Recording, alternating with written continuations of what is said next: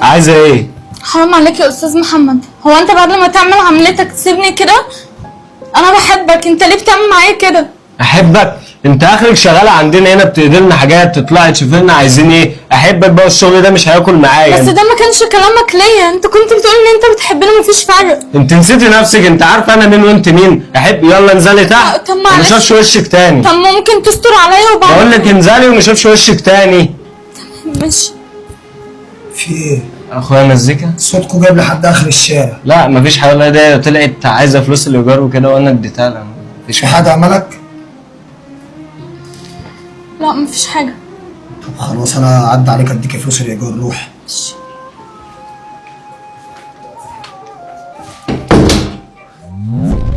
استنى عندك، انا هفضل ماشي وراك ولا ايه؟ في ايه بينك وبين البت بتاعت الامن دي؟ بنت مين يا اخويا يا كبير؟ البنت دي جايه بترمي بلاوه وعامله مشكله وبتقول لي انا بحبك وعايزه اتجوزك، انت مصدقها؟ مصدقها؟ ولا قول لي الحقيقه، انا وانا طالع على السلم سامع طراطيش كلام بودني، انت هتغفلني؟ يا اخويا زي ما بقول لك كده، وانت لو عايز تصدقه وتكدب اخوك كدبني، بس انا ماليش دعوه بالبت دي. طب على العموم انا هعرف كل حاجه، وخلي بالك البت دي غلبانه ما عندهاش غير ابوها وامها بس، وهي شغاله في العماره هنا عشان تصرف عليهم، يعني لو دوست لها على طرف واحد صدقني انا هاجي على اخويا مش هاجي عليها هي. انت بقى مصدقها؟ دي قصتك، بقول لك ده عايزاني اتجوزها. سلام يا اخويا يا كبير. ماشي انا هعرف في ايه. حسب الله ونعم في حاجه الوكيل. بتحصل في البيت ده، انا لازم اعرف في ايه. تعالي يا ملك. بصي انا زي اخوك الكبير، احكي لي على كل حاجه وايه اللي بيحصل.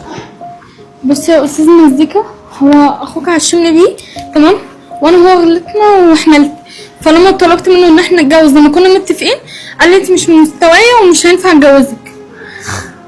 يعني اخويا غلط معاكي؟ انا مش بضحك عليك صدقني.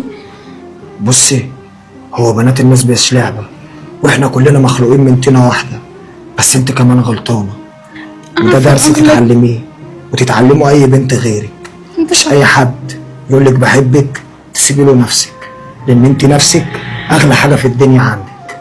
اوعدك ان هو لو عمل كده فعلا وانت بتقولي وكلامك صح هيتجوزك ورجله فوق رقبته. تمام. انا هدخلك الشقه هنا وهعرف اذا كان كلامك انت اللي صح ولا هو اللي صح، بس خلي بالك انت لو بترمي بلاكي على اخويا انا هوديكي ورا الشمس. لا والله مش بضحك عليك اصلا، هتشوف. يعني انت متاكده ان اللي في بطنك دوت ابنه؟ اه.